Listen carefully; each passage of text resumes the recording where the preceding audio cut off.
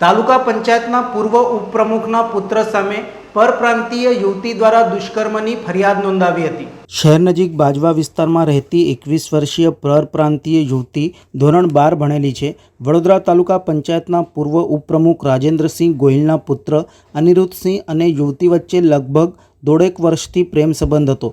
અનિરુદ્ધ ગોહિલે યુવતી સાથે નંદેસરી સહિત બીજા કેટલાક સ્થળે શારીરિક સંબંધ બાંધ્યો હતો। દરમિયાન ભોગ બનનાર યુવતીને ગર્ભ રહી ગયો હતો, જે બાદ પીડિતાને ફોન લેવાનું અનિરુદ્ધે બંધ કર્યું હતું, જે મુદ્દે બંને વચ્ચે તકરાર પણ થઈ હતી।